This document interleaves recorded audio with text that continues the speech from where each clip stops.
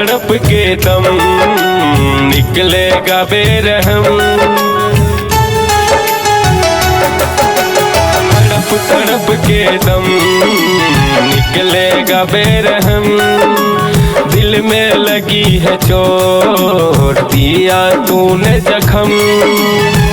अब ना कभी दोबारा मुलाकात होगा। अब ना कभी दोबारा मुलाकात होगा। आएगी जब बारात मेरा अंतिम रात होगा। आएगी जब बारात मेरा अंतिम रात होगा। ना मेरा दिल बुरा था ना उसमें कोई बुराई थी। ना मेरा दिल बुरा था ना उसमें कोई बुराई थी। सब नसीब का खेल है यारो, बस किस्मत में जुदाई थी।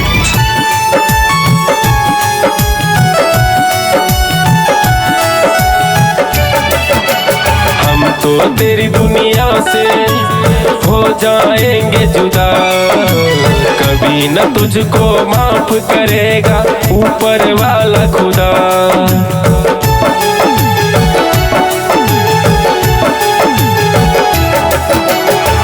तो तेरी दुनिया से हो जाएंगे जुदा। कभी न तुझको माफ करेगा ऊपर वाला खुदा। रोएगी तू भी एक दिन कोई न साथ होगा। रोएगी तू भी एक दिन कोई न साथ होगा। आएगी जब बारात मेरा अंतिम रात होगा। आएगी जब बारात मेरा अंतिम रात होगा। टूट गया दिल अब सवाल क्या करें। अरे टूट गया दिल अब सवाल क्या करें। मैं खुद ही पसंद किया था यारो, तो बवाल क्या करें।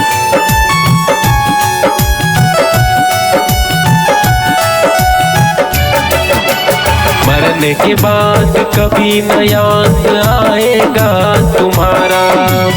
अगला जन्म में सुन रे सनम मिलना नहीं दोबारा।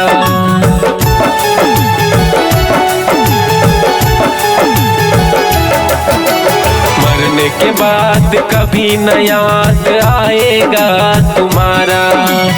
अगला जन्म में सुन रे सनम मिलना नहीं दोबारा। नहीं तो कृष्णा विनोद के संग कोई घात होगा। नहीं तो वकील विनोद के संग कोई घात होगा।